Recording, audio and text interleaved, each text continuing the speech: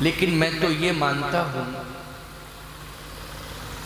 कि भगवान का जन्म, भगवान शिव का जन्म और भगवान का विवाह भी कल्पभेद में है ना, कल्पभेद में विवाह भी इस मुहूर्त में हुआ, इस तिथि में हुआ। लेकिन आज इस दिव्य विश्वात्म चेतना परिषद के तत्वाधान में जो यज्ञ हो रहा है, रुद्र महायज्ञ हो रहा है, इस रुद्र महायज्ञ में महाशिवरात्रि के पर्व पर भारत को ही नहीं पूरे विश्व को उपलब्धि क्या होने जा रही है, इस पर हमें चिंतन करना है। कोई भी आध्यात्मिक आयोजन हो, चाहे अनुष्ठान हो, उससे हमें मिलता क्या है, उपलब्धि क्या होती है। तो मैं एक ही बात कहना चाहता हूं कि इस दिव्य रुद्र महायज्ञ से केवल हम लोग मंच से इस बात को कहा करते थे कि विश्व का कल्याण हो, लेकिन निश्चित रूप से हमें इस बार कहना पड़ेगा विश्व का कल्याण होगा ही होगा, इसमें संदेह नहीं। क्योंकि भगवान शंकर समन्वय के देवता है। आज समन्वय की कमी है, अभाव है, और भारत समन्वय का संदेश दे रहा है, पूरे विश्व को संदेश दे रहा है, लेकिन यज्ञ के माध्यम से, और वो भी इस उड़ीसा राज्य की पावन भूमि बरगढ़, जहां पर ये दिव्य रुद्र महायज्ञ हो रहा है। इस रुद्र महायज्ञ से हमारे राष्ट्र की तरफ से, भारत की तरफ से पूरे विश्व को एक समन्वय का संदेश मिलने जा रहा है। क्योंकि शिवजी प्रतिकूल परिस्थितियों में भी अनुकूल परिस्थितियों को प्रकट कर देते हैं। ये सामर्थ्य किसमें है? भगवान शिव में, भगवान शंकर में। आज लोग अनुकूलताओं में प्रतिकूलताओं को पैदा कर रहे हैं। जहां अनुकूलताएं बनी हुई हैं, वहां लोग प्रतिकूलताओं की स्थिति पैदा करने जा रहे हैं, कर ही देते हैं। लेकिन मैं इस बात को दावेदारी से कह रहा हूं कि भगवान शंकर की कृपा यदि हमारे ऊपर रहेगी तो चाहे जितनी प्रतिकूल परिस्थितियां क्यों ना पैदा हो जाएं, लेकिन भगवान शिव की कृपा से सदा अनुकूल ही अनुकूल बनी रहेंगी। हमें चिंता करने की कोई आवश्यकता नहीं है, सिर्फ हमें चिंतन करना है। ये यज्ञ भगवान शंकर का प्रसाद है पूरे विश्व के लिए। क्या है? भगवान शिव का प्रसाद। प्रसादस्तु प्रसन्नता, इससे पूरे विश्व को प्रसन्नता मिलेगी। प्रसन्नता का संचार हो रहा है यज्ञ के माध्यम से, पूरे विश्व को प्रसन्नता मिल रही है। ये भगवान शिव का प्रसाद। अच्छा, तो शिव जी के इस दिव्य महायज्ञ में राम कथा क्यों जोड़ी गई?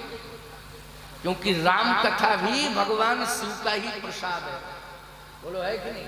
राम कथा क्या है? भगवान शिव का प्रसाद है। शंभु प्रसाद सुमत ही हुलसी, और रामचरित मानस कवि तुलसी। शंभु प्रसाद, ये यज्ञ भी शंभु प्रसाद है और राम कथा भी शंभु प्रसाद है, और ये संत जितने बैठे हैं सब शंभु प्रसाद ही हैं। भगवान शिव के प्रसाद स्वरूप हैं। बोलो, है कि नहीं? ये भगवान शिव का प्रसाद है। और सुन लीजिए, सुमत ही हुलसी। सुमति सब में आवे, सुमति की आवश्यकता है। आज कुमति ही कुमति देखने को मिल रही है। कुमति का एक साम्राज्य स्थापित होता जा रहा है, लेकिन कुमति के साम्राज्य को नष्ट करने के लिए और उस दिव्य भारतीय भूखंड में सुमति का राज्य स्थापित करने के लिए ही ये दिव्य रुद्र महायज्ञ किया जा रहा है। इस रुद्र महायज्ञ की ये विशेषता है। आप कहोगे महाराज जी थोड़ा सा इसका विस्तार अगर हो जाए तो हमारी समझ में ठीक से आ जाए कि सुमति कहां देखने को मिल रही है राम कथा में और भगवान शिव के परिवार में। सुमति ही सुमति, प्रतिकूलताओं में अनुकूलता है। सबसे बड़ी समस्या उस समय आई भगवान शिव के जीवन में जब शिव जी के मस्तक पर गंगा जी बैठ गए। क्यों भाई गंगा जी बैठ गए? अब गंगा जी सिर के ऊपर अपरिमित जल और बहुत ही शीतल जल। चलो कोई बात नहीं है, हम लोग अपने मस्तक को भी तो शीतल बनाना चाहते हैं, तो ये समस्या कहां है? हमारा मस्तक अगर शीतल रहे तो ये तो समाधान है, ये समस्या नहीं है। लेकिन प्यारे हमारे मस्तक पर शीतलता हो ये तो ठीक है, लेकिन शिव जी के यहां केवल शीतलता ही नहीं, मस्तक पर थोड़ा सा आप विचार करें तो सिर पर गंगा है और मस्तक पर तीसरा नेत्र है जिसमें अग्नि है। अब बताइए जल ऊपर हो वो अग्नि नीचे हो, बोलो अग्नि का अस्तित्व समाप्त हो जाएगा कि नहीं हो जाएगा? क्योंकि जल ऊपर है अग्नि नीचे है, जल के कारण अग्नि का अस्तित्व समाप्त हो जाएगा। अग्नि अगर ऊपर होती हो जल नीचे होता दोनों ही सुरक्षित, लेकिन अग्नि नीचे है और जल ऊपर है, अस्तित्व खतरे में है अग्नि का। एक प्रतिकूलता। दूसरी समस्या क्या है? भगवान शंकर के मस्तक पर चंद्रमा विराजित है, चंद्रमा में अमृत है लेकिन कंठ में विष है। अब बताइए जहां पर अमृत होगा वहां विष का अस्तित्व रहेगा? नहीं रहेगा। जहां जल होगा वहां अग्नि का अस्तित्व नहीं रहेगा, जहां अमृत होगा वहां विष का अस्तित्व नहीं रहेगा। तीसरी समस्या क्या है? तीसरी समस्या यह है कि भगवान शंकर का पर्सनल जो वाहन है वो है नंदी, है कि नहीं? नंदी। लेकिन भवानी जी का वाहन है सिंह। जहां पर सिंह होगा वहां नंदी का अस्तित्व क्या सुरक्षित रह सकता है? बोलो। लेकिन सिंह अपनी जगह बैठा है और नंदी अपनी जगह। प्रतिकूलता में बोलो अनुकूलता दिखाई दे रही है कि नहीं? चौथी समस्या क्या है? चौथी समस्या ये है कि भगवान शंकर के प्रिय पुत्र श्री गणाध्यक्ष भगवान गणेश जी, उनका प्रिय वाहन है चूहा और भगवान शंकर का प्रिय श्रृंगार सर्प है। बोलो श्रृंगार किससे करते हैं भगवान शंकर? सर्प से। जहां सर्प होगा वहां चूहे का अस्तित्व ही नहीं रह सकता है, लेकिन चूहा भी मस्ती में बैठा है और सर्प भी आनंद ले रहा है। ये चार समस्याएं दिखाई दे रही हैं, बड़ी समस्या है। भारत में भी चार समस्याएं दिखाई दे रही हैं, हिंदू, मुस्लिम, सिख, ईसाई। बोलो भाई, आज जगह जगह उथल पुथल मची हुई है भारत में, जबकि बहुत ही अच्छा समन्वय बनाने की कोशिश की जा रही है। भारत पूरे विश्व में आश्चर्य का केंद्र बना हुआ है।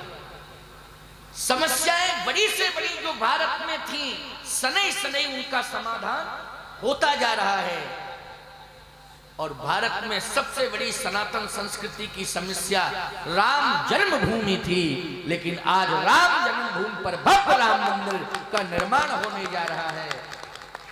ये बड़ी से बड़ी समस्या का समाधान हुआ। प्यारे, फिर भी समन्वय नहीं बन पा रहा है।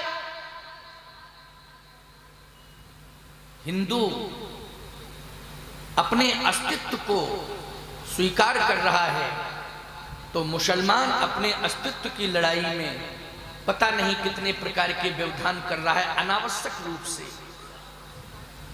और भी अन्य स्थितियां परिस्थितियां, ईसाई भी अपने अस्तित्व की लड़ाई के लिए संतुलन बिगाड़ रहा है, मुसलमान भी अपने अस्तित्व की लड़ाई के लिए संतुलन बिगाड़ रहा है, सिख भी अपने अस्तित्व की लड़ाई के लिए संतुलन बिगाड़ रहा है। लेकिन मैं दावे के साथ कह रहा हूं, हिंदू, मुस्लिम, सिख, ईसाई, इन चारों का संतुलन अगर बन सकता है तो आज की राम कथा सुन लेना, मैं स्पष्टीकरण दूंगा और यथार्थ बोध हो जाएगा आप सबको।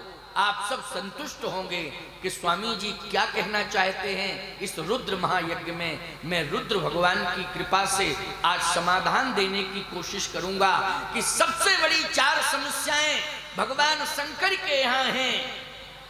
गंगा, अग्नि, तीसरा नेत्र जिसमें अग्नि है, अमृत चंद्रमा में, विष कंठ में, नंदी, सिंह, चूहा और सर्प। ये बड़ी से बड़ी समस्याएं हैं। लेकिन देखिए, आप विचार करिए, जहां गंगा में जल, तीसरे नेत्र में अग्नि, चंद्रमा में अमृत, कंठ में विष, चूहा, सर्प, सिंह और बैल, नंदी,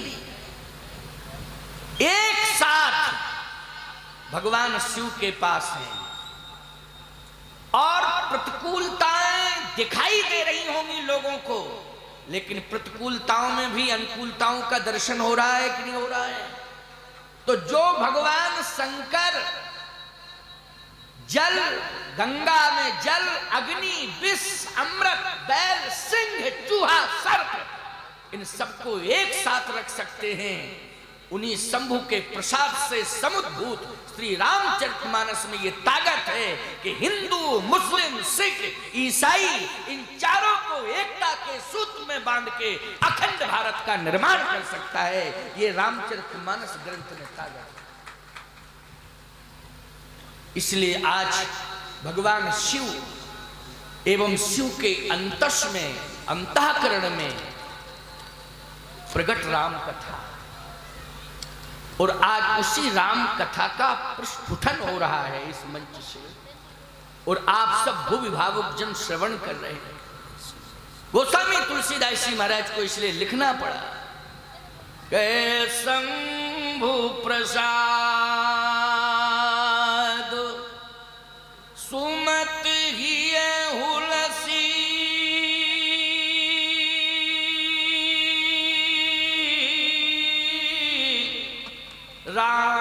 रामचरित मानस कवि तुलसी, रामचरित मानस कवि तुलसी।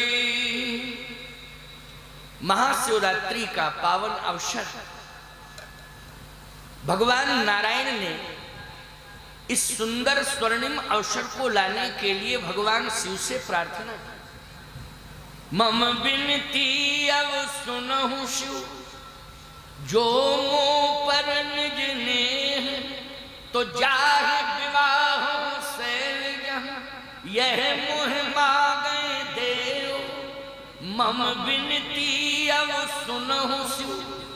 बोलो, महाशिवरात्रि का पावन अवसर भारत के भूमि भावुक जनों को मिले और ये महामहोत्सव मनाने का सौभाग्य संपूर्ण विश्व के लोगों को मिले, इसके लिए भगवान नारायण ने भगवान शंकर से प्रार्थना की है, मम विनती अब सुनहु शिव जो मुंह पर निज ने, तो जाहि विवाहों से ले जाए। इसका मतलब है कि शंकर जी विवाह नहीं चाहते थे पार्वती जी से। क्यों नहीं चाहते थे? क्योंकि सती जी के साथ विवाह हुआ और सती जी ने ऐसी विडंबनास्पद स्थिति पैदा कर दी कि भगवान शिव को मौन होना पड़ा और समाधिस्थ अवस्था में जाना पड़ा। जब व्यक्ति के परिवार में समस्या आती है तो ईमानदारी से बताओ उस समय मौन रहना ही उचित है कि नहीं, कि बोलना उचित है? उस समय मौन रहना उचित है।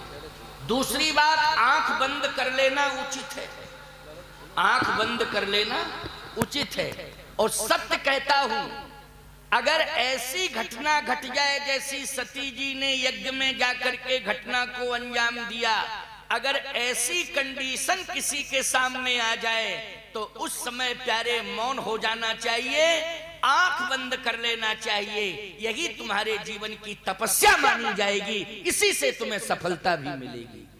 क्योंकि समस्याएं जब बढ़ती हैं उस समय मुखर हो जाना समस्याओं को बढ़ाना, मौन होने में ही सार है। भगवान शिव मौन हो गए, आंख बंद कर ली, तपस्या करने लगे। ऐसी तपस्या दिव्य कि सती जी जब पार्वती जी के रूप में जन्म ली तो उन्होंने भगवान शिव का ही स्मरण किया। मृत्यु के समय भी भगवान शिव का स्मरण किया। जन्म जन्म शिव पद अनुरागा। और जिस समय तपस्या कर रही हैं पार्वती जी तो नारद जी पहुंचे। नारद जी ने कहा कि मेरे निवेदन को स्वीकार करें आप। पार्वती जी ने कहा कि आपको निवेदन नहीं करना चाहिए, आपको आदेश देना चाहिए, क्योंकि मैंने गुरु के रूप में आपको स्वीकार किया है, आपको मैंने गुरु के रूप में स्वीकार किया है, आपको तो आदेश देना चाहिए, निवेदन नहीं करना चाहिए। अच्छा एक बात बताओ, भगवान नारायण शंकर जी से निवेदन कर रहे हैं कि आदेश दे रहे हैं? दोहे के अंतिम चरण में विद्वान लोग कहते हैं कि आदेश भी किया है, लेकिन मैं कहता हूं प्रथम चरण पे विचार तो करो, अंतिम चरण की व्याख्या क्यों कर रहे हो? पहले प्रथम चरण पे विचार करो। मम विनती अब सुनो शिव, मैं प्रार्थना कर रहा हूं। तो प्रार्थना की, जबकि भगवान शिव आदर करते हैं, भगवान नारायण का सम्मान करते हैं, लेकिन आज प्रार्थना कर रहे हैं। नारद जी ने कहा कि मैं प्रार्थना कर रहा हूं कि आप, हाँ बताएं आप क्या कहना चाहते हैं, आदेश दो। आदेश मेरा यही है कि आप भगवान शिव के साथ विवाह करें। पार्वती जी ने कहा कि गुरुदेव जो मैं चाहती थी वही आपने आदेश दिया। पार्वती जी चाहती क्या है? जन्म जन्म शिवपद अनुरागा के साथ साथ जन्म कोटि लग रगड़ हमारी और बरो शंभुनत रहो कुमारी। हमारी प्रीति भगवान शिव के चरणार बिंदों में है। मैं विवाह करूंगी तो केवल भगवान शंकर के साथ करूंगी और नहीं तो जिंदगी भर कुमारी रहूंगी। लेकिन समस्या एक है, क्या नारद जी भले ही चाह रहे हैं, क्योंकि नारद जी ने जो लक्षण बताए थे वो लक्षण भगवान शंकर में ही मिलते हैं। जितने भी लक्षण बताए थे वो सारे के सारे लक्षण किसमें पाए जाते हैं? भगवान शंकर में। पार्वती जी ने कहा कि मैंने प्रतिज्ञा की है और मैंने तपस्या भी की है तो भगवान शिव का वर्ण करने के लिए, लेकिन शिव जी तैयार नहीं है कि मेरा विवाह हो। भगवान शंकर तैयार नहीं है कि मेरा विवाह हो। नारायण ने स्वयं जाकर के प्रार्थना की। अरे भगवान शंकर तैयार क्यों नहीं है? पार्वती जी क्या साधारण तपस्या कर रही हैं? पार्वती जी साधारण नहीं है, जगतोधारिणी है, मोक्षदायिनी है, भुवनेश्वरी है, आदि शक्ति है, पराम्बा है। इतने विशेषण हैं भगवती पार्वती। ऐसी महामंडिता पार्वती जी को क्या है ये?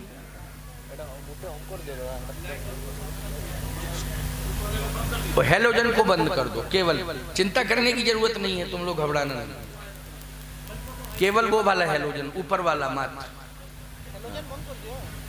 एक हेलोजन कर दो, चिंता करने की जरूरत नहीं है। मैंने क्या कहा, कोई भी समस्या आएगी बड़ी से बड़ी, लेकिन भगवान शंकर की कृपा से उसका समाधान होगा। ऐसा मत सोचना कि समस्या ये कैसे आ गई, ये समस्या क्या है। इस कनेक्शन को काट दो बेटा, इसको अलग हटा दो।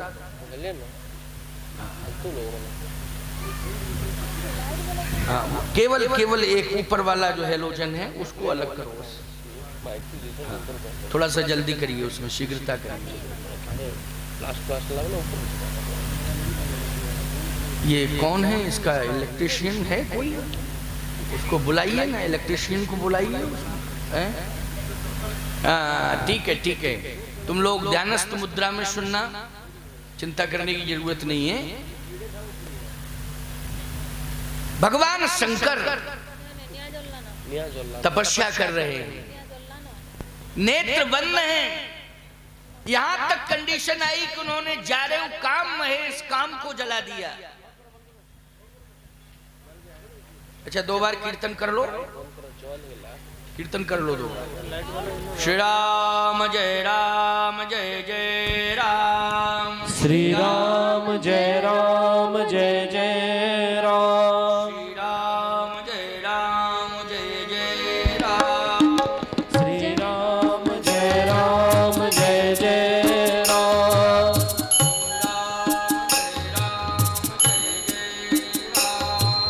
श्री राम जय राम जय जय राम,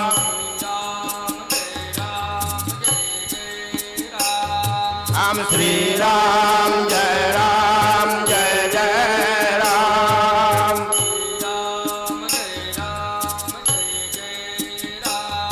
हम श्री राम जय राम जय जय राम,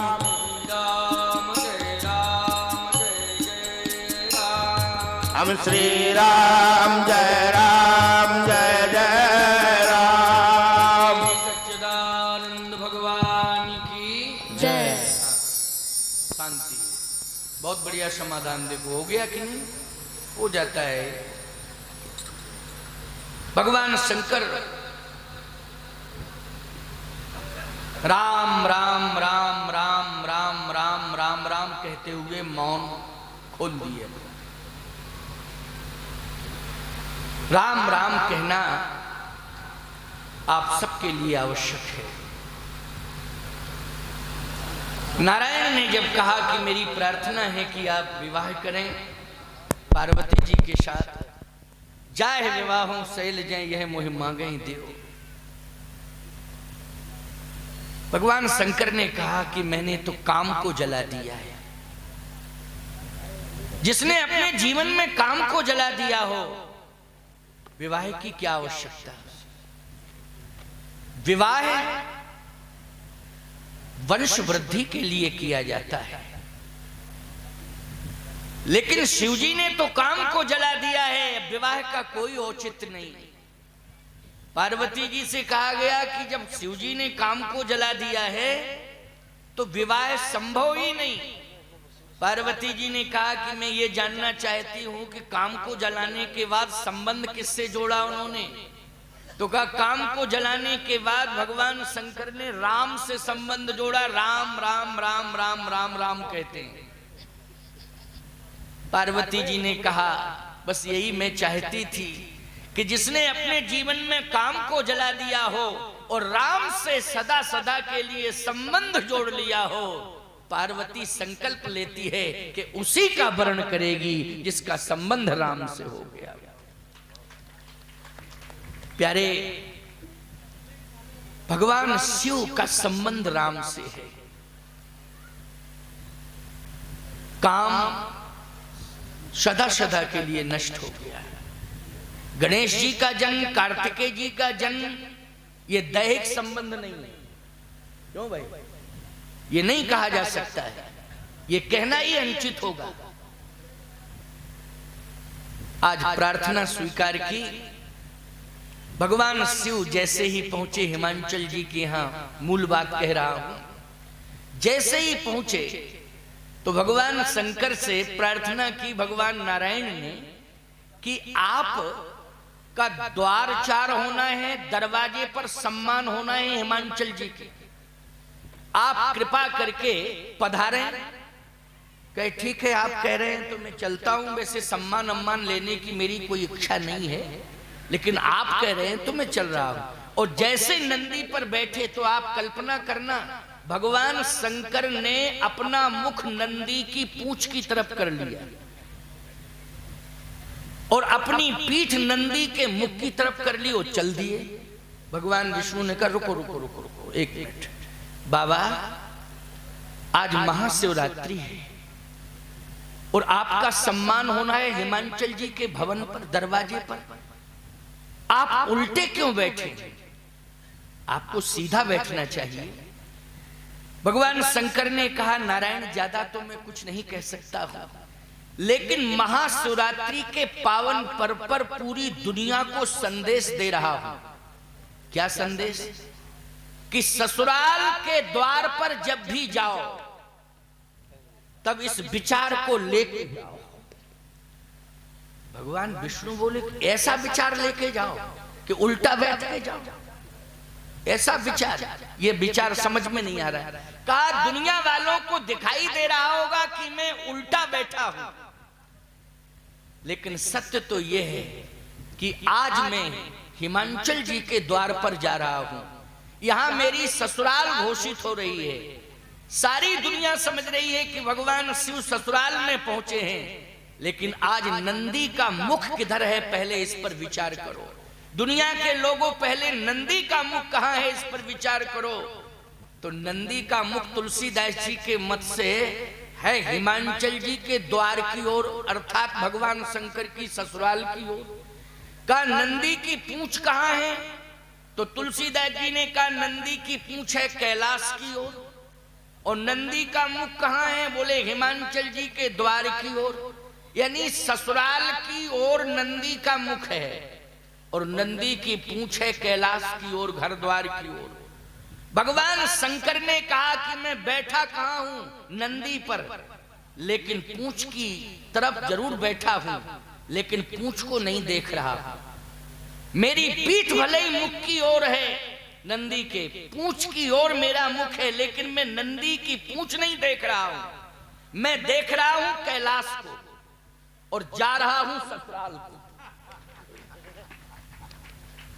देख रहा हूं कैलाश को और जा रहा हूं ससुराल को, क्योंकि नंदी जा रहा है ससुराल की ओर और मैं देख रहा हूं कैलाश की ओर। क्यों?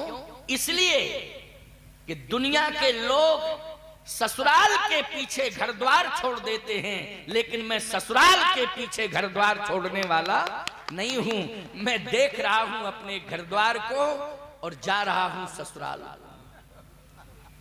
बोलो, महाशिवरात्रि के पावन अवसर पर ये उत्कृष्ट संदेश आप सबको मिल रहा है कि नहीं मिल रहा है?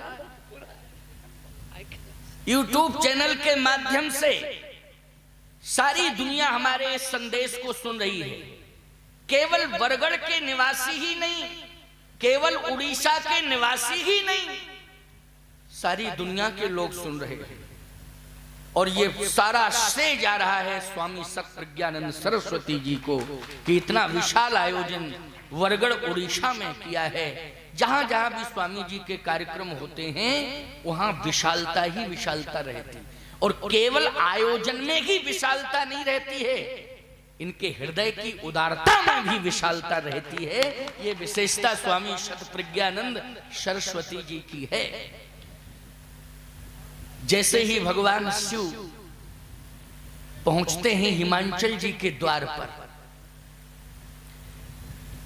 भगवान नारायण ने कहा कि इतना तो जरूर कर लेना कि द्वार पर जैसे ही पहुंचो तो आप सीधे बैठ जाना। समीप में जब पहुंचो द्वार पर तो बैठ ही जाना, भले ही दुनिया वालों ने देख लिया, सब आपने संदेश दे दिया। का देखता हूं वहां की कंडीशन क्या है, कंडीशन पर विचार करूंगा। आपने कहा है तो आपकी आज्ञा को मैं श्रोधार्य करता हूं, लेकिन मुझे पहुंचने तो दीजिए, वहां की कंडीशन क्या है। जैसे ही भगवान शिव पहुंचे, ये तो हेलोजन वेलोजन दुनिया का ये आविष्कार अभी का है। ईमानदारी से बताओ, त्रेता में जब महाशिवरात्रि के पावन अवसर पर शिव विवाह संपन्न हुआ होगा, उस समय ये हेलोजन थे? नहीं थे। आपने भी कहा नहीं थे हेलोजन। लेकिन मैं एक बात कहता हूं, इस हेलोजन में 60 दिखाई दिया। अभी 60 सर्किट हुआ कि नहीं हुआ? अभी अभी बंद करना पड़ा। लेकिन भगवान शिव के पास ऐसा हेलोजन है त्रेता में जिसमें 60 सर्किट होता ही नहीं कभी। आप कहो महाराज कौन सा हेलोजन है? भगवान शंकर के मस्तक पर मणिहारा सांप बैठा हुआ है, उसमें दिव्य मणि है। ईमानदारी से बताओ, मूसलाधार वर्षा भी होने लगे तो मणि के प्रकाश में मंदता नहीं आ सकती है। मणि के प्रकाश के अस्तित्व को नष्ट नहीं किया जा सकता है। चाहे जैसा तूफान आवे, चाहे जितनी घनघोर वर्षा हो, लेकिन मणि के प्रकाश को क्या घनघोर वर्षा प्रभावित कर सकती है? नहीं कर सकती है। क्या तूफान प्रभावित कर सकता है? नहीं कर सकता है। ऐसा हेलोजन लगा हुआ है सर्प में जो मणि है। और प्यारे मैं आपको क्या बताऊं, दीप की व्यवस्था पुराने जमाने में दक्षिण भारत में अभी जितने मंदिर हैं वहां लाइट वाइट नहीं लगाई जाती है। वहां कृत्रिम प्रकाश मंदिरों के अंदर गर्भगृह में नहीं होता है। अभी रामेश्वर धाम में मेरी कथा हुई थी, मैं 9 दिन रुका हुआ। वहां पर कृत्रिम प्रकाश की व्यवस्था नहीं है। अनादिकालीन जो व्यवस्था प्रकाश की दी गई है, दीप के माध्यम से वो दीप ही प्रज्वलित होते हैं, वो दीप ही प्रज्वलित होते हैं। मुझे ऐसा आभास हो रहा है कि भगवान शिव जब पहुंचे होंगे हिमाचल जी के द्वार पर, तो उस समय असंख्य दीप प्रकाश के लिए तैयार किए गए होंगे। क्यों किए गए होंगे कि नहीं? संख्या असंख्य दीप। महिलाएं कलश लिए होंगी और कलश में दीप प्रज्वलित होगा, प्रकाश ही प्रकाश वहां दिखाई दे रहा होगा। लेकिन प्यारे जैसे ही पहुंचे भगवान शंकर और मणिहारे सांप ने जैसे ही अपना फन उठाया, तो संपूर्ण महिलाएं सारी कलश फेंक के भाग गई। ये कंडीशन है। अच्छा बोलो, सर्प के सामने कौन रहेगा, कौन टिकेगा? बड़े बड़े कलश सब इधर उधर पड़े हैं, लेकिन प्रकाश अपनी जगह है। बोलो। अच्छा, मणि के प्रकाश के आगे दीपक का प्रकाश कितना महत्व रखेगा? सोचो जरा। मणि के प्रकाश के आगे दीपक का प्रकाश कितना महत्व रखेगा? वो मणिहारा सांप जिस समय चारों तरफ घूमा तो प्रकाश ही प्रकाश आ गया। लेकिन उस प्रकाश में जैसे भगवान शंकर का श्रृंगार देखा तो सांप ही सांप भागे। श्रृंगार में सांप ही सांप दिखाई दिए और कुछ दिखाई ही नहीं दिया। एक सांप हो तो व्यक्ति कंट्रोल करे और सांप ही सांप हो जाए। बताइए, कंट्रोल हो सकता है? नहीं हो सकता है। आपने भी स्वीकार कर लिया कि नहीं हो सकता है। भागे सब, कलश नीचे गिर गए, दीप बुझ गए।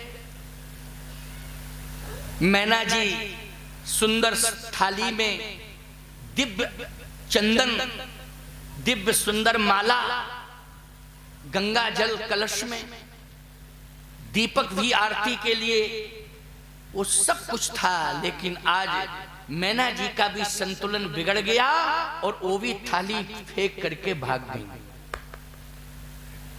नारद जी ने कहा भगवान नारायण से कि स्थिति तनावपूर्ण है, क्योंकि वहां तो सब भाग गए शंकर जी को देख के।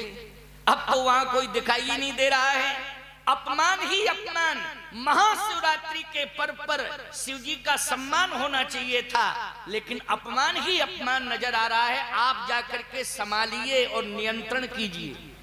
भगवान विष्णु पहुंचे और कहा, भोले बाबा मैंने पहले ही कहा था कि थोड़ा सा संभल के जाइए, अपने गणों को भी संभालिए, लेकिन आपने विचार नहीं किया और मणिहारे सांप ने ऐसा संतुलन बिगाड़ा कि सब कलश फेंक करके महिलाएं भाग गईं।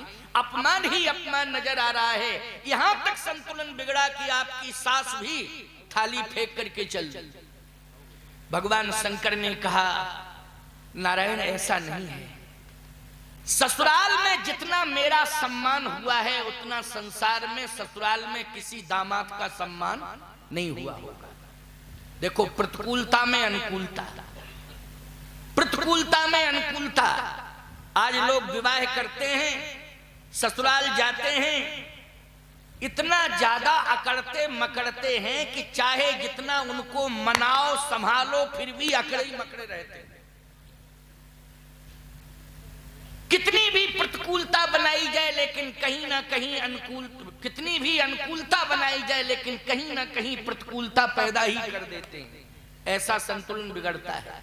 लेकिन शिव चरित्र से महाशिवरात्रि के पावन अवसर में आप सबको ये प्रेरणा मिल रही है कि भगवान शंकर ने प्रतिकूलता में अनुकूलता कैसे बनाई।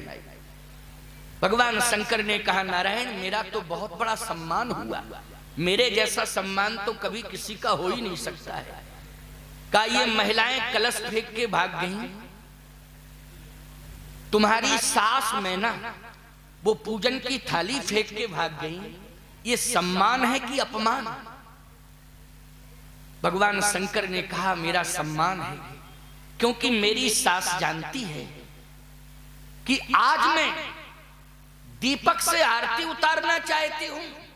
किसकी आरती उतारना चाहती हूं? अपने दामाद की। लेकिन मेरे दामाद के ऊपर जब साक्षात चंद्रमा बैठा हुआ है तो एक साधारण दीपक से आरती उतार करके मैं अपने दामाद का अपमान नहीं करूंगी, इसलिए मेरी सास दीपक फेंक के चली। नारद जी बोले, नारायण नारायण नारायण, गजब के हैं ये भोले बाबा। कहा, सुनिए महाराज, अगर आप ये कहना चाहते हैं कि गंगा जल से कम प्रक्षालन तो कर लेना चाहिए था, तो एक लोटे में, एक पात्र में, साधारण से पात्र में मेरी सास गंगा जल लेकर के आई। मैं मानता हूं कि मेरे चरण को प्रक्षालित करना चाहती थी, इसलिए एक साधारण पात्र में मेरी सास गंगा जल लेके मेरे सामने आई।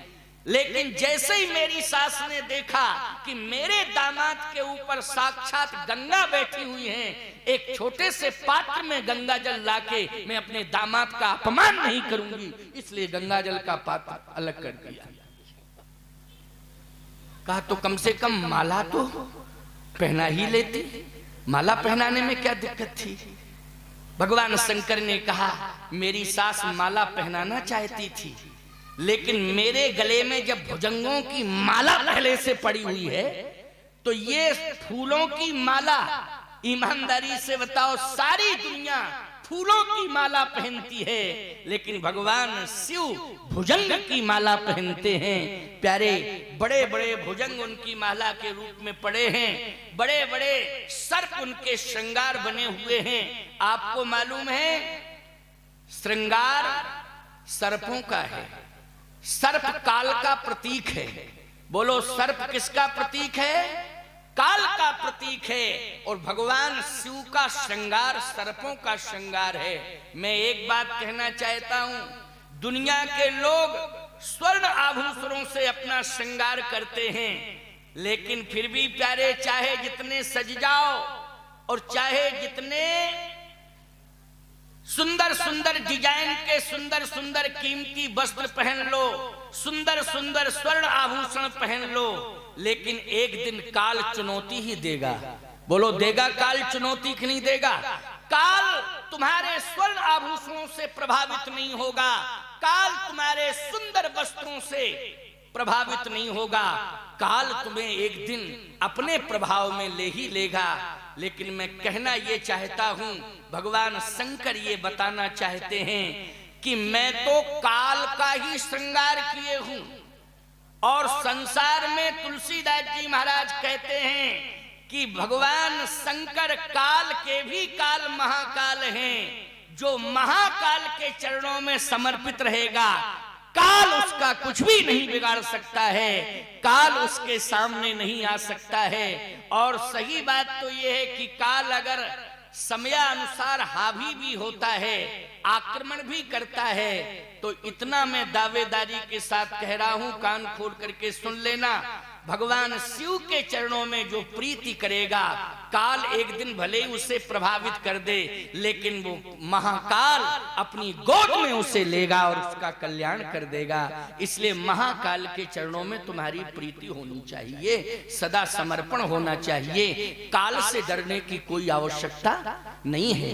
मैना जी ने कहा कि काल को गले में लपेटे हुए हैं, शरीर में लपेटे हुए हैं, सारी दुनिया काल से डरती है, लेकिन काल तो भगवान के शिव के रोम रोम में अनुशासित रूप से विराजमान है। क्यों भाई, अगर लपटा है तो अनुशासन है कि नहीं?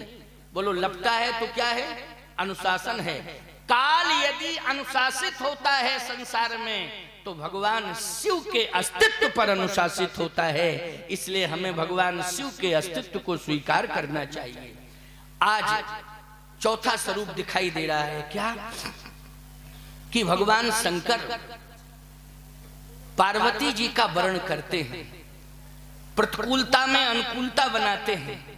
और जैसे ही नंदी पर पार्वती जी को बिठा के लाए कैलाश पर्वत, और कैलाश पर्वत के उस उच्च शिखर पर भगवती पार्वती जब बैठी हुई हैं, तो भगवान शंकर ने कहा, पार्वती तुम्हारा श्रेष्ठ स्थान मेरे वाम भाग में है, ये आसन पड़ी है, यहाँ आके बैठो। वाम भाग आसन हर दीना, वाम भाग में बैठो। पार्वती जी ने कहा कि वाम भाग में बैठने की मैं अधिकारिणी हूं, लेकिन आज मैं वाम भाग में नहीं बैठूंगी। शंकर जी ने कहा, क्यों नहीं बैठोगी? क्या नाराज हो? नाराज हो? नहीं, मैं आपसे कभी नाराज हो ही नहीं सकती। तो फिर क्यों नहीं बैठना चाहती हो? पार्वती जी ने कहा, इसलिए नहीं क्योंकि आज मैं आपके श्री चरणारविंद में बैठना चाहती हूँ। अरे तो चरण में बैठ जाना, लेकिन उच्च आसन तुमको मिल रहा है तो पहले इसे स्वीकार करो।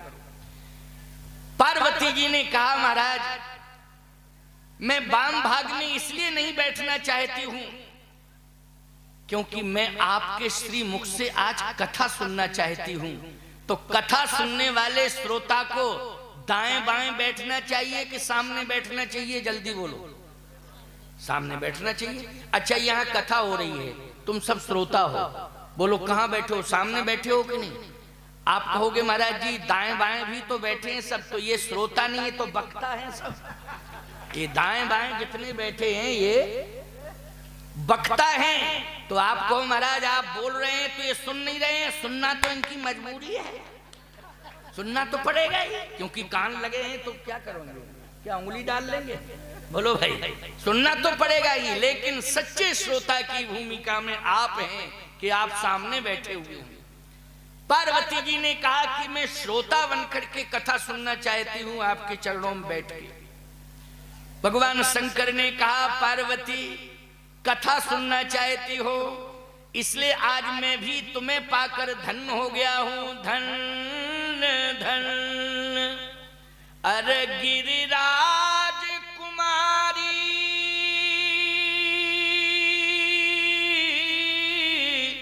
और तुम समान नहीं को उपकारी।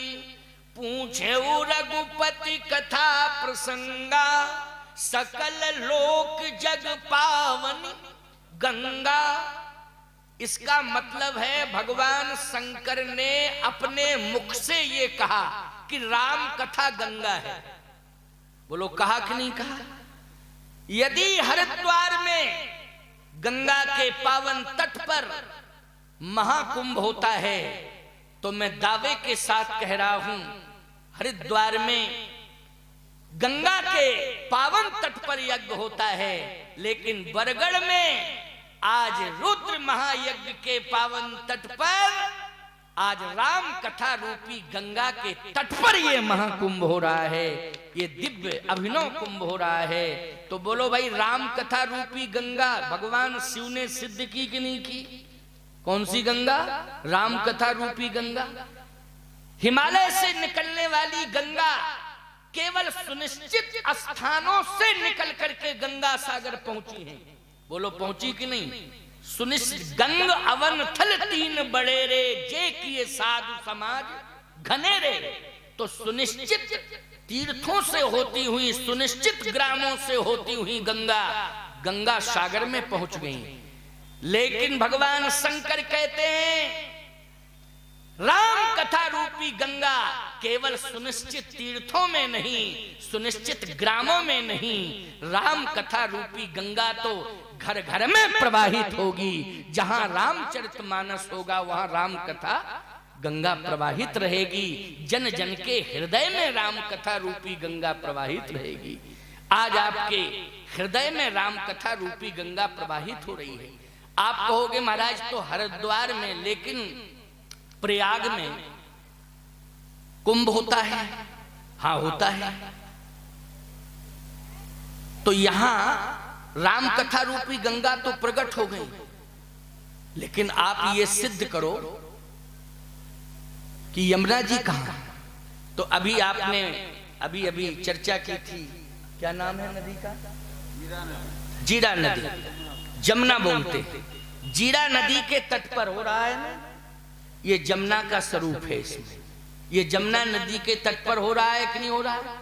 लेकिन यदि आप भौगोलिक दृष्टि से आप रिकॉर्ड में इसको जीरा नदी कहते हैं, लेकिन आध्यात्मिक रिकॉर्ड में मैं इस बात को बता देना चाहता हूं कि जैसे राम कथा रूपी गंगा आज इस बरगढ़ के परिसर में प्रकट हो गई है, वैसे ही कर्म रूपी यमुना भी यहाँ प्रकट हो गई है।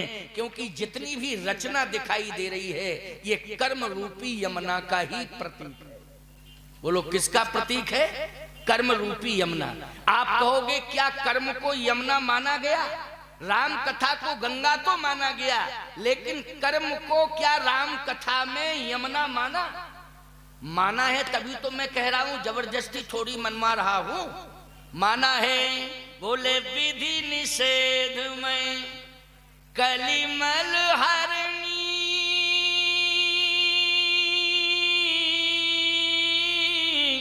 ओ कर्म कथा रविनंदनी बरनी। बोलो भाई कर्म कथा, ये जो कर्म दिखाई दे रहा है यज्ञ में, ये रचना दिखाई दे रही है, ये कर्म रूपी यमुना का ही स्वरूप है। बोलो है कि नहीं? तो आप कहोगे महाराज कर्म रूपी यमुना का स्वरूप ये है रचना, राम कथा का प्रवाह गंगा है, लेकिन सरस्वती जी भी तो है प्रयागराज में। तो सरस्वती कहां है? यहां सरस्वती दिखाई ही नहीं दे रही है। अरे भैया प्रयागराज में तो सरस्वती लुप्त है, लेकिन आज इन संत विद्वानों की वाणी से जो दिव्य धारा प्रवाहित हो रही है वो सरस्वती जी की ही धारा है प्यारे, जो आज प्रत्यक्ष रूप से आप सबको दिखाई दे रही है। किसकी धारा है ये? ज्ञान की धारा जो निकल रही है ये सरस्वती जी की धारा है। आप कहोगे महाराज कुंभ में संत पहुंचते हैं, यहां क्या पहुंचे नहीं है संत? ये जितने सब मंच पर बैठे हैं इनको क्या मान रहे हो ये बताओ? नेता?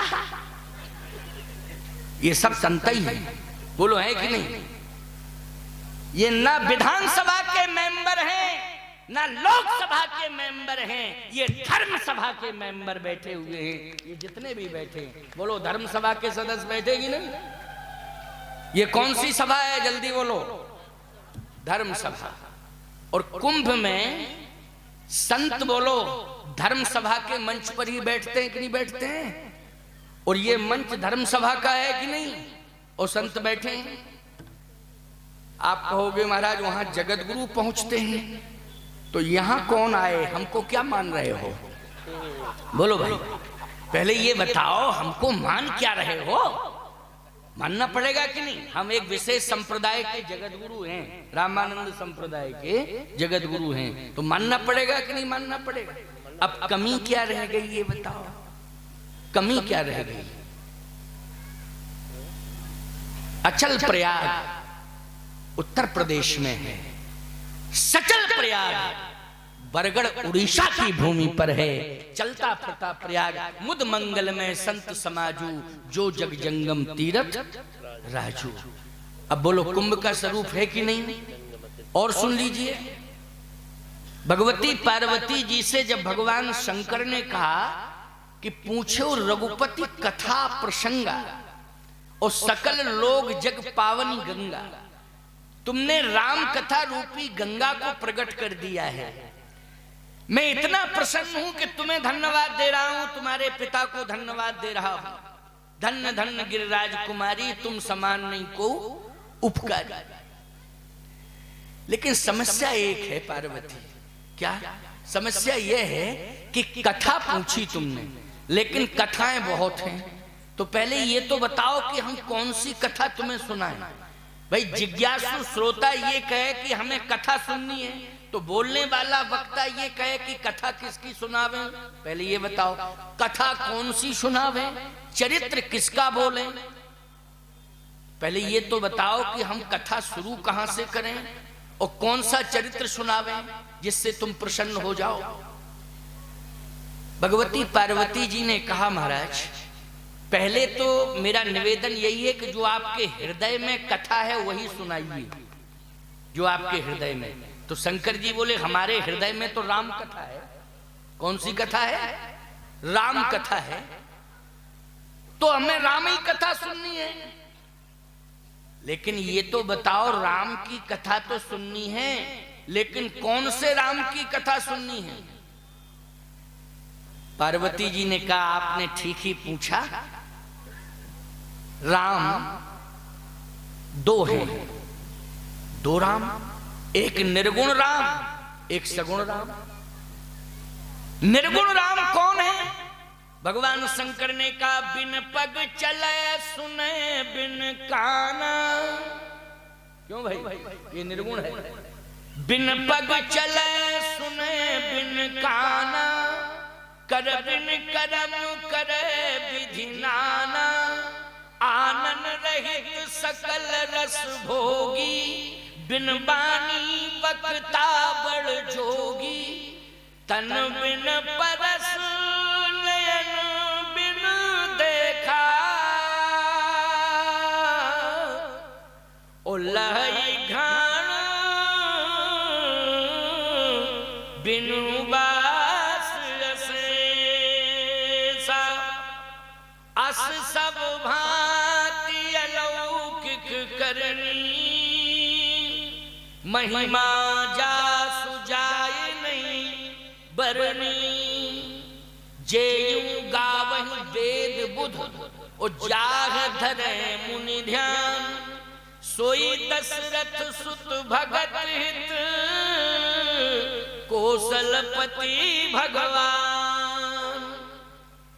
कहा निर्गुण ब्रह्म जो बिन पग चले सुने बिन काना, लेकिन वही ब्रह्म सगुण बन करके सोई दशरथ सुत भगत है। दशरथ का सुत बन गया, जब सुत बना तो सगुण हो गया। पार्वती जी ने कहा महाराज दशरथ जी का सुत वो बना, वैसे तो आप क्या मानते हैं उस ब्रह्म को? कहा वो तो मेरा स्वामी है। राम को शंकर जी क्या मानते हैं? स्वामी मानते हैं। कहा वो स्वामी है, तो दशरथ का सुत कैसे बना? सुत तो सेवक होता है।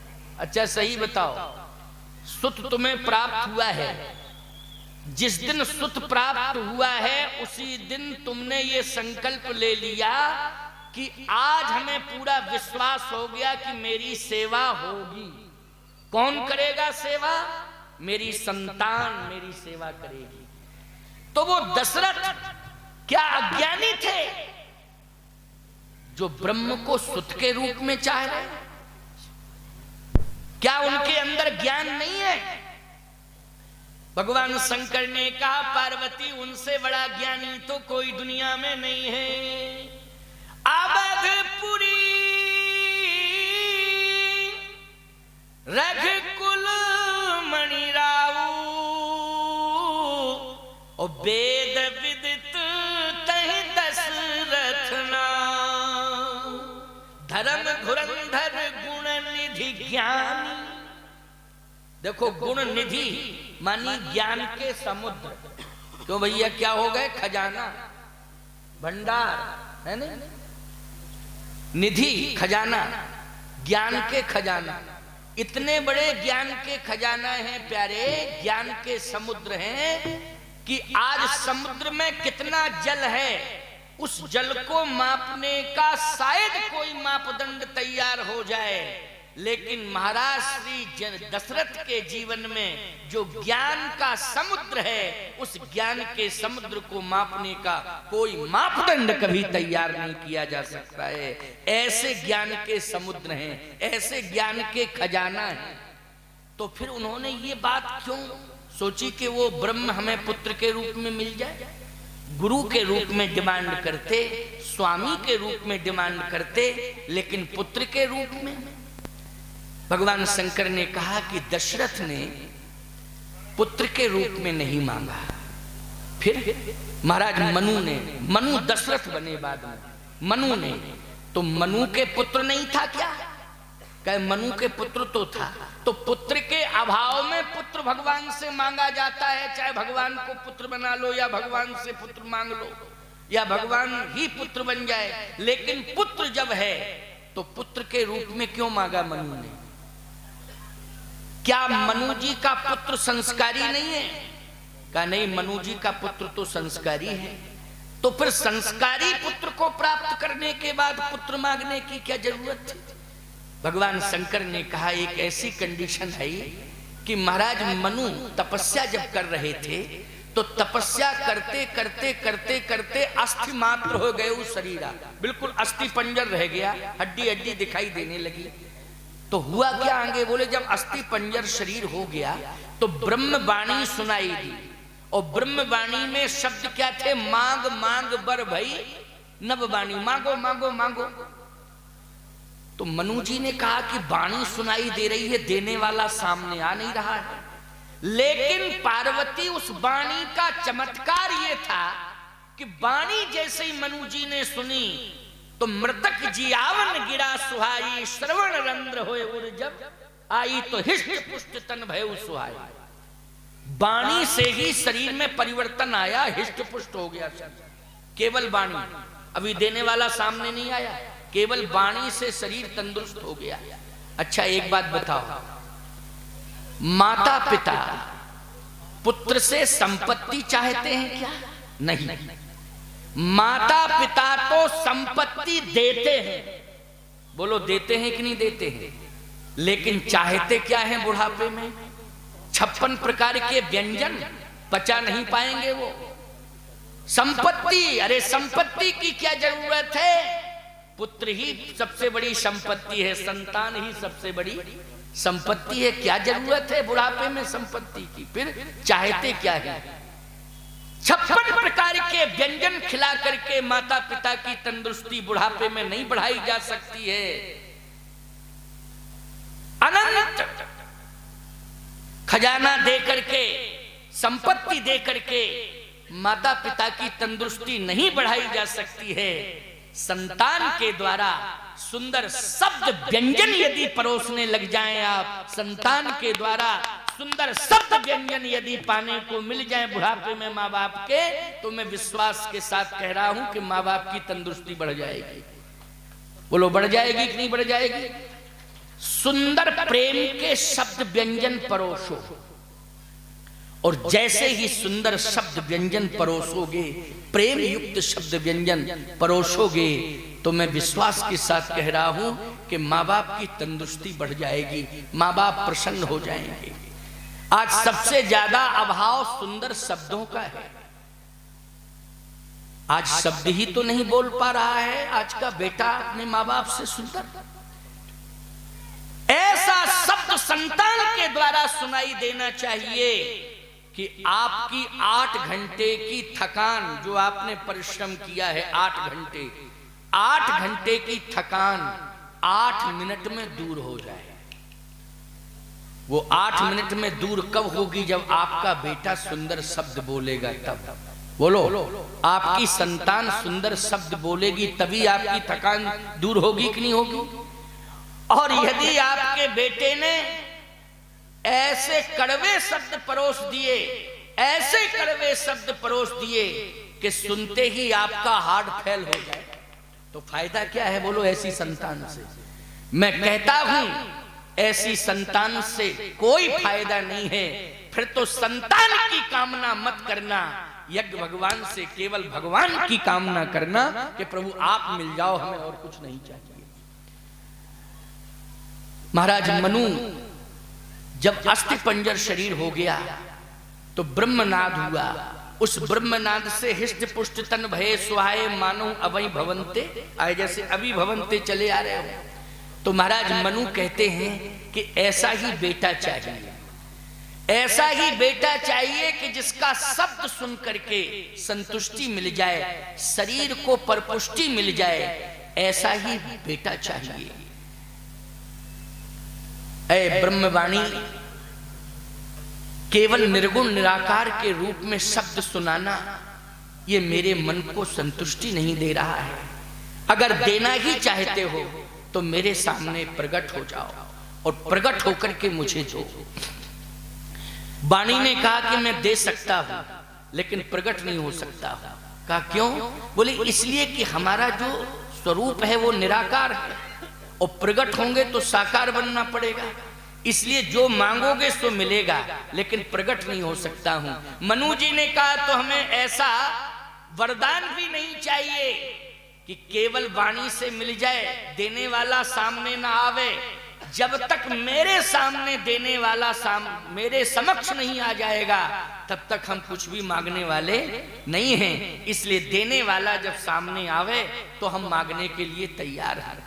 भगवान ने कहा कि ये बताओ कि रूप लेकर के आऊं, आकार लेके आऊं, लेकिन तुमने कह दिया कि हमें पसंद नहीं है, तो क्योंकि अपने अपनी पसंदी का आकार चाहिए। लोग कहते हैं कि ऐसा सुंदर स्वरूप इस तरह का हो, इस तरह का हो। अगर मैं अपने मन से रूप लेकर के आ जाऊं, रूप का आकार बना करके प्रकट कर दूं और तुमने पसंद नहीं किया तो?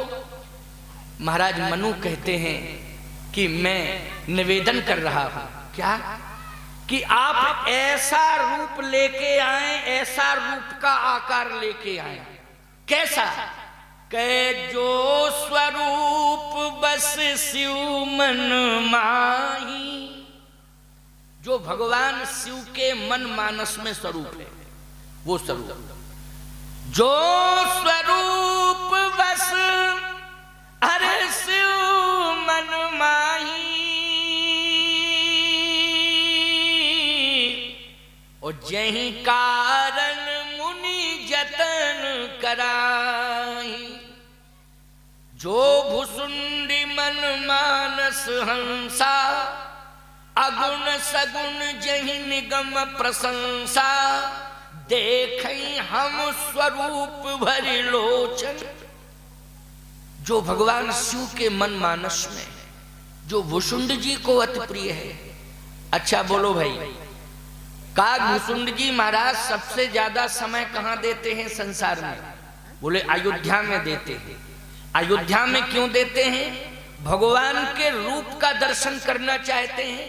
अच्छा सही बताओ, सगुण साकार रूप सबसे पहले भगवान का, राम का कहां प्रकट हुआ? कहां प्रकट हुआ? अयोध्या में हुआ। हुआ कि नहीं हुआ? काग भुसुंड जी ज्यादा समय देते हैं अयोध्या में। अयोध्या में ही उनका जन्म हुआ, वहीं रहना चाहते हैं। क्यों रहना चाहते हैं? सगुण रूप का दर्शन करना चाहते हैं।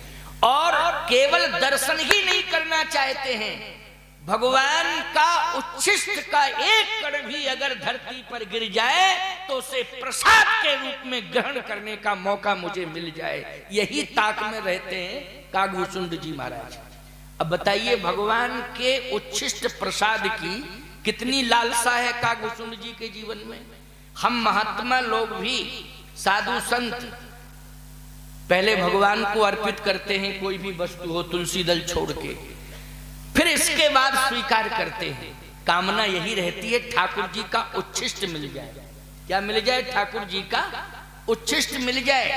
आज संसार का उच्छिष्ट पाने के लिए लोग दौड़ में घूम रहे हैं। ये संसार का ये वासना क्या है? याद रखना, इससे सारा संसार प्रभावित हो रहा है। ये वासना को पाने के लिए, तमाम प्रकार की सुविधाओं को पाने के लिए, तमाम प्रकार का सम्मान पाने के लिए, संसार की तमाम प्रकार की संपत्ति पाने के लिए, उपलब्धियां पाने के लिए आप सब दौड़ लगा रहे हो। लेकिन मैं एक ही बात कहता हूं, ये संसार का उच्छिष्ट है जो संपत्ति है, ये संसार का उच्छिष्ट है जो संसाधन है संसार का। लेकिन यदि आपको अपना उद्धार करना है, कल्याण करना है, तो भगवान के मंदिर में जो भी भोग लग जाए, जिसमें तुलसी दल पड़ जाए, वो ठाकुर जी का उच्छिष्ट है और उसी को प्रसाद के रूप में ग्रहण करने की लालसा तुम्हारे जीवन में सदा बनी रहे और तुम आगे बढ़ते रहो भगवान का उच्छिष्ट लेने के लिए। इसी से तुम्हारा कल्याण होगा। आज मनु जी कहते हैं कि मेरे मन में एक इच्छा है कि आप प्रकट हो जाएं और भगवान शिव के मन में जो रूप विराजित है उस रूप को लेकर के आ जाएं। भुसुंड जी के मन मानस में जो रूप है वही रूप लेके आप आ जाएं। तो याद रखना, भगवान शिव अहरनिश चिंतन किसका करते हैं, किस रूप का करते हैं? मंगल भवन अमंगल हारी,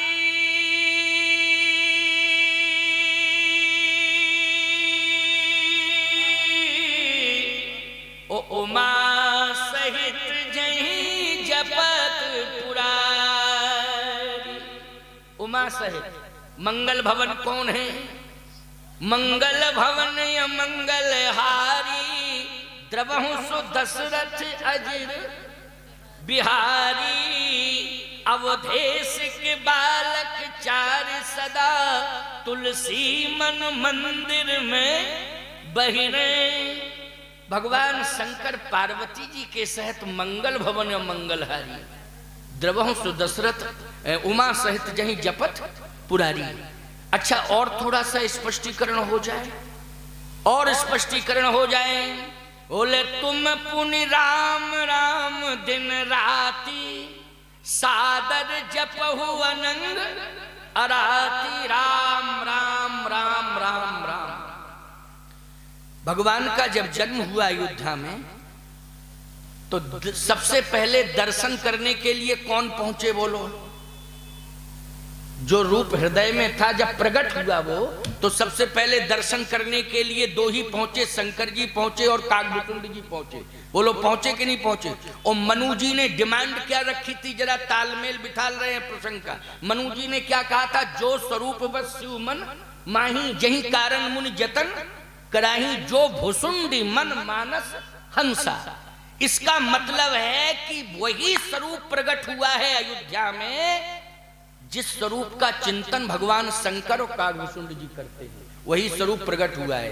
प्रमाण क्या है? प्रमाण यही है, और एक कहो निज चोरी, और सुन गिर जायति दृढ़मति तोरी। काकभुसुंड संग हम दो, ओ मनुज रूप जाने नहीं को। परमानंद प्रेम सुख फूले, बीठन फिरहि मगन मन भूले। बोलो, सगुण रूप जब अयोध्या में प्रकट हुआ तो सबसे पहले दर्शन करने के लिए भगवान शंकर और काकभुसुंड जी ही गए। बोलो, गए कि नहीं गए? अगर गए हो, रामायण तुम पढ़ते हो, रामायण की ये चौपाइयां हो बालकांड की, तो ऐसे करो, और नहीं तो ऐसे करो, क्योंकि स्वतंत्र भारत है, पंचायती राज है, हम क्या बिगाड़ लेंगे तुम्हारा? बोलो। लेकिन सही बात तो तुम्हें माननी ही पड़ेगी। सबसे पहले उस सगुण रूप का दर्शन करने के लिए भगवान शंकर और काकभुसुंड जी गए। और मनु जी ने भी यही कहा था, जो स्वरूप बस शिव मन माही, जही कारण मुनि जतन कराई, जो भुसुंडी मन मानस हंसा। और वही स्वरूप लेकर के नैमिषारण्य में मनु जी के सामने वो परमात्मा आया। नील सरोरुहि नीलमणि, नीर नीरधर श्याम, लाजय तन शोभा निरख, कोटि कोटि सत काम। लाजय तन शोभा निरख कोटि कोटि सत काम। तो मनु जी से कहा कि अब तो मांग लो। मनु जी बोले मांग रहे, जल्दी मांगो। मनु जी ने कहा दान शिरोमणि कृपा निधि नाथ कहो सतभाव, चाहो तुम ही समान सुत। आपके समान सुत चाहते हैं। देखो सुत मांगा। अच्छा माताओं, भगवान से तुम मांगती हो तो सुत ही तो मांगती हो। दो चीजें मांगती हो, सुहाग और सुत। माताएं जब भी जाती हैं भगवान के मंदिर में या यज्ञ की परिक्रमा करती हैं, ईमानदारी से बताओ क्या मांगती हैं माताएं? बहन बेटियां जिनकी मांग में सिंदूर है, हमारा सुहाग सुरक्षित रहे, और संतान मांगती हैं। लेकिन कैसी संतान मांगती हैं? निश्चित रूप से एक कामना रहती है कि हमारे घर में संतान आवे, लेकिन भगवान राम के संस्कार लेकर के संतान आवे। यज्ञ भगवान यही हमारी मांग है, राम जी जैसे संस्कार लेकर के संतान आवे। तो संतान और सुहाग दो मांगती हैं माताएं। शत्रुपा जी बगल में खड़ी हैं, क्या शत्रुपा जी भी यही मांग रही हैं? सुहाग अमर रहे, संतान आप जैसी मिले। क्या मांगा इसको सुन लीजिए। महाराज मनु ने कहा कि चाहो तुम ही समान सुत, आपके समान सुत। भगवान बोले देखो मेरे समान सुत, पहली बात तो यह है कि मेरे समान मैं ही हूं, दूसरा कोई है ही नहीं। जैसे राम समान राम निगम कहें, राम के समान केवल राम है, दूसरा कोई है ही नहीं। तो जब मेरे समान कोई दूसरा नहीं है, मैं ही हूं, तो फिर अब मैं कैसे कह दूं कि मेरे समान कोई है, हम भेज रहे हैं। महाराज मनु बोले तो फिर एक काम कर लो ना, जब आपके समान कोई है नहीं तो आप ही आ जाओ। तो भगवान बोले कि हम आ जाएं, लेकिन क्या बन के आ जाएं? बोले सुत बन के आ जाओ। भगवान ने कहा सुत बन के आऊं? हाँ। मनु जी का उद्देश्य क्या है? अपने कल्याण के लिए? नहीं नहीं प्यारे, भगवान राम अगर सुत की भूमिका में हैं तो वो समाज का श्रृंगार करने के लिए आए हैं। केवल ये व्याख्या की जाए कि निर्गुण ब्रह्म सगुण बन करके राक्षसों का वध करने के लिए आया, तो राक्षसों का वध करने के लिए राम की आवश्यकता नहीं थी प्यारे, परशुराम ही पर्याप्त थे। बोलो थे परशुराम पर्याप्त कि नहीं? परशुराम जी स्वयं भगवान हैं। परशुराम जी के शस्त्र में ताकत है, परशुराम जी की भुजाओं में ताकत है। अरे रावण के पास तो केवल 20 भुजाएं थीं, परशुराम जी ने तो सहस्त्र बाहु भुज छेदनहारा, परश विलोक मही कुमारा।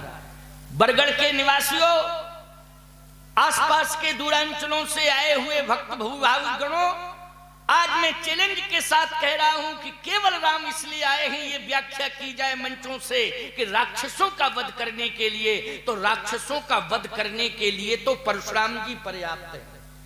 और परशुराम जी के पास ताकत है।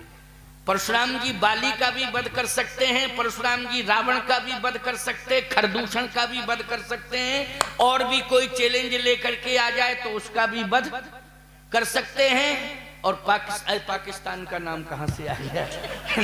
ये तो धोखे से आ गया है नहीं। परशुराम जी महाराज में बड़ी ताकत है, उनके शस्त्र में बड़ी ताकत है, लेकिन परशुराम जी महाराज क्यों नहीं मार पाए? राक्षसों को मार सकते थे, राम के आने की क्या जरूरत थी? परशुराम जी में बल है, परशुराम जी में बुद्धि भी है, परशुराम जी महाराज में भगवदीय गुण है, वो साक्षात भगवान है। लेकिन राम जी को क्यों आना पड़ा? इसलिए आना पड़ा।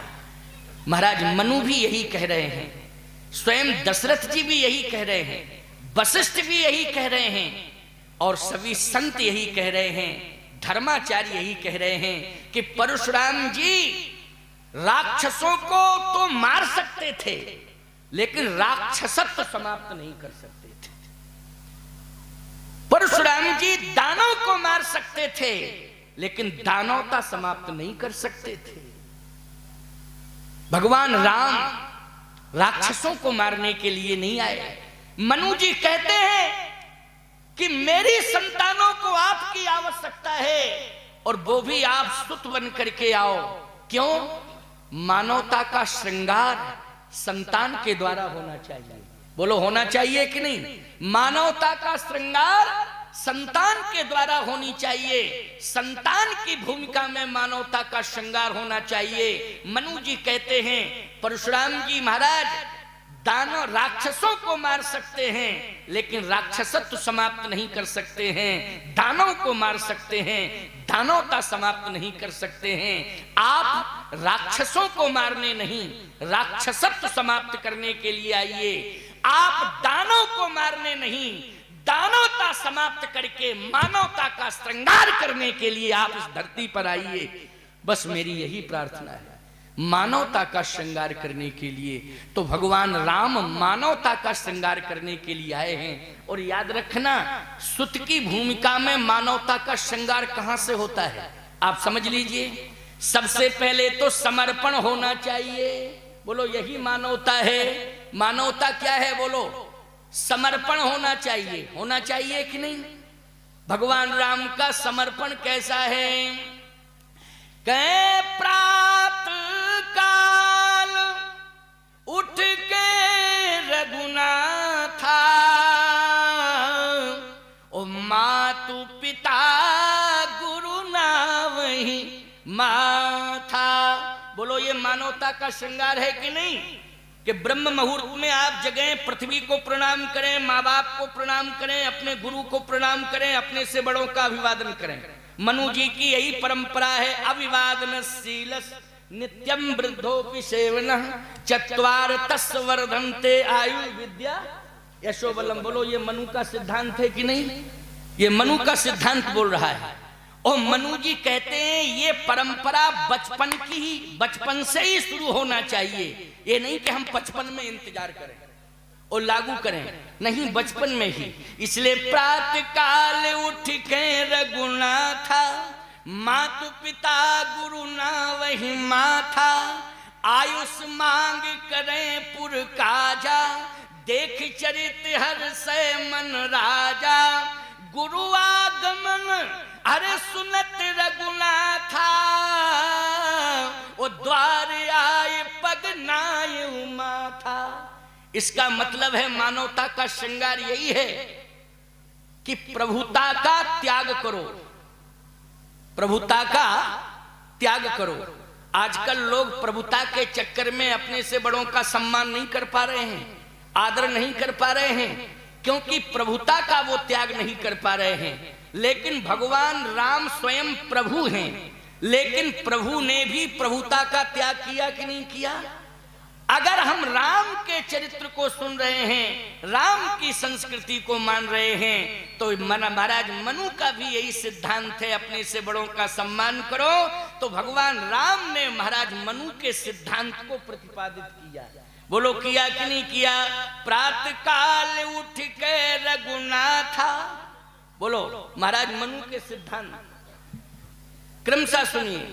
प्रातः काल उठ के रघुनाथा, मातु पिता गुरु ना वही माथा, आयुष मांग करहि पुर काजा, देख चरित हर से मन राजा, गुरु आगमन सुनत रघुनाथा, ओ द्वार आए पग नायु माथा, प्रभुता तज प्रभु कीन स्नेहु, ओ आज पुनीत भयउ मम गेहू।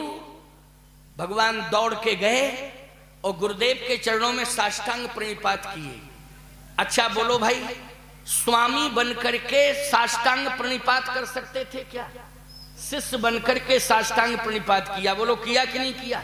और यदि भगवान बनकर के ही पैदा होते, स्वामी बनके, तो क्या वशिष्ठ जी महाराज स्वीकार करते? कोई संत स्वीकार करता? और केवल वशिष्ठ जी महाराज ही नहीं, और सुन लीजिए, अमर नाग किन्नर दिशपाला, चित्रकूट आए तहीं काला, राम प्रणाम कीन सब काहू, बोलो मानवता का श्रृंगार किया कि नहीं किया?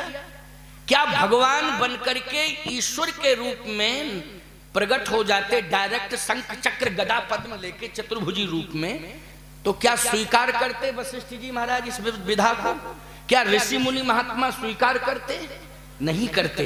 राम प्रणाम कीन सबका हूं, आवत देख मुदित मुनि वृंदा, कीन दंडवत रघुकुल चंदा। साष्टांग दंडवत प्रणाम कर रहे हैं भगवान राम ऋषि मुनि महात्माओं को। बोलो ये मानवता का श्रृंगार कर रहे हैं, तुम्हें प्रेरणा दे रहे कि नहीं दे रहे? कि संत आ जाएं तो कैसे प्रणाम करना चाहिए? कीन दंडवत रघुकुल चंदा। बोलो परशुराम जी ने क्या इस परंपरा को जन्म दिया? नहीं दिया ना। परशुराम जी ने इस परंपरा को जन्म नहीं दिया है, भगवान राम ने इस परंपरा को जन्म दिया है। क्योंकि महाराज मनु की संस्कृति को भगवान ने कायम किया है। अभिवादन शीलस नित्यम वृद्धोपसेवना चत्वार तस्य वर्धन्ते आयु विद्या यशो बलम। भगवान सबसे आशीर्वाद ले रहे हैं, सबसे भगवान आशीर्वाद ले रहे हैं। प्यारे, आप सबके जीवन में भी यही परंपरा रहे कि हम सब आशीर्वाद की कामना करें। किसकी कामना करें? आशीर्वाद की कामना करें। क्योंकि राष्ट्र का कल्याण, समाज का कल्याण, व्यक्ति का कल्याण अगर हो सकता है तो ना वर्गवाद से होगा, ना क्षेत्रवाद से होगा। यदि कल्याण होगा तो आशीर्वाद से हो सकता है। इसलिए आशीर्वाद की कामना रखो। और आशीर्वाद की कामना कौन रखता है? पुत्र रखता है। बोलो रखता है कि नहीं? कि आशीर्वाद मुझे मिले, ये पुत्र कामना रखता है। सारे संसार के लोगों को आशीर्वाद की कामना रखनी चाहिए। और आशीर्वाद की कामना कब रखोगे? जब तुम पुत्र की भूमिका में रहोगे और परमात्मा की भूमिका में रहोगे तो दोगे आशीर्वाद। दोगे कि नहीं दोगे? लोगे नहीं, क्या करोगे? दोगे आशीर्वाद। और पुत्र की भूमिका में रहोगे तो आशीर्वाद लोगे। और आशीर्वाद लोगे तो आयु विद्या यशो बलम। बोलो चार चीजें बढ़ेंगी कि नहीं बढ़ेंगी? इसलिए महाराज मनु की संस्कृति को भगवान राम ने जन्म दिया और साकार किया। और भगवान राम ने महाराज मनु को वचन दिया कि मैं पुत्र बन के आऊंगा, लेकिन थोड़ा इंतजार करना, तुम दशरथ बनना और शत्रुपा जी कौशल्या बनेंगी तो हम पुत्र बन करके जन्म लेंगे। कहाँ? अयोध्या में। और अयोध्या में जन्म लेंगे तो जन्मभूमि मेरी अयोध्या होगी। लेकिन विवाद खड़ा हो जाएगा। क्यों भाई? विवाद खड़ा हो जाएगा, लेकिन चिंता करने की आवश्यकता नहीं है। विवाद खड़ा हो जाएगा, विवाद करने वाले विवाद भले ही कर देंगे। राम की जन्मभूमि पर विवाद होगा, लेकिन राम की कथा पर कोई विवाद नहीं होगा। राम की कथा सब निर्विवादित ढंग से सुनेंगे और इसमें अहम भूमिका भगवान शंकर की रहेगी। इसलिए भगवान शंकर की कृपा से आज निर्विवादित ढंग से हम राम कथा श्रवण कर रहे हैं। मेरी कथा का पहला दिन है, यज्ञ का तृतीय दिवस है, द्वितीय यज्ञ का द्वितीय दिवस है और सम्मेलन का तृतीय दिवस है। परसों हुआ था। ये सम्मेलन का तृतीय संध्या, तृतीय सत्र है। ये तृतीय सत्र है मानस सम्मेलन, संत सम्मेलन का अधिवेशन के महा अधिवेशन का ये तृतीय सत्र है। अब केवल 4 सत्र रह गए हैं सत्संग के। अब 4 में हम 4 पुष्प आपके बीच में रखेंगे और उन्हीं पुष्पों में से फिर माला बनाएंगे एक एक दिन की। और वो माला विश्राम के समय यज्ञ भगवान के चरणार बिंदों में समर्पित करके सभा का विश्राम करेंगे। इसलिए 4 दिन शेष रह गए हैं। 4 दिन आप उपस्थित रहें, विशेष रूप से रहें। भगवान की कृपा आप पर रहेगी, अधिक से अधिक संख्या में आए। क्योंकि सत्संग में आपकी जितनी ज्यादा से ज्यादा उपस्थिति रहेगी उतना आपको लाभ होगा। कैसे लाभ होगा? जैसे आप माताएं बैठी हैं, अगर सत्संग सुनेंगी तो संतान में संस्कार आएंगे। कयाधु ने सत्संग सुना था तो बोलो प्रहलाद भक्त बन गया कि नहीं बन गया? किसके प्रभाव से भक्त बना प्रहलाद? सत्संग के प्रभाव से। अगर उदर में शिशु पल रहा है, सत्संग के संस्कार पड़ जाएंगे, निश्चित रूप से उसमें भक्ति तत्व विद्यमान हो जाएगा।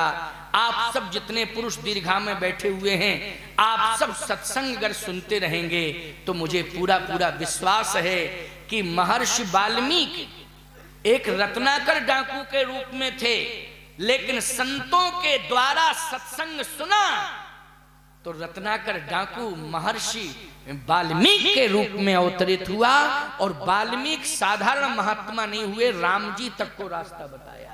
बोलो बताया कि नहीं बताया? सत्संग के प्रभाव से रत्नाकर डाकू वाल्मीकि जैसा श्रेष्ठ संत बन सकता है। सत्संग के प्रभाव से राक्षसत्व की भूमि पर पैदा होने वाला प्रहलाद भक्त श्रोमणी बन सकता है। तो हमें विश्वास है कि 4 दिन का संत सम्मेलन का सत्संग जो शेष रह गया है, इस सत्संग को आप परिवार सहित सुनेंगे तो पूरा पूरा मुझे विश्वास है कि आप में सत्संग के द्वारा संस्कार आएंगे और इन्हीं संस्कारों से हमारे राष्ट्र का उद्धार होगा। इसलिए हम आवाहन करना चाहते हैं कि आप नित्य प्रति अधिक से अधिक संख्या में उपस्थित हों। आओ 2 बार कीर्तन करें, फिर हमारे सत्य वेदानंद जी ध्वनि विस्तारक यंत्र के माध्यम से जो भी आगामी सूचनाएं होंगी उनको वो बताएंगे।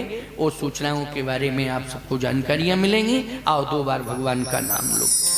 श्री राम जय राम जय जय राम, श्री राम जय राम जय जय राम, श्री राम जय राम जय जय राम, श्री राम जय राम जय जय राम, श्री राम जय राम जय जय राम, श्री राम जय राम जय जय राम,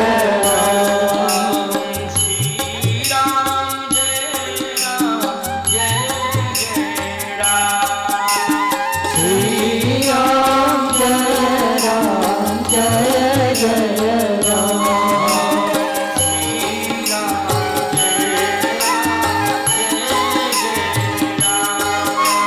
श्री राम जय राम जय जय राम, श्री राम जय राम जय जय राम, बोलिए यज्ञनारायण भगवान की जय सच्चिदानंद भगवान की जय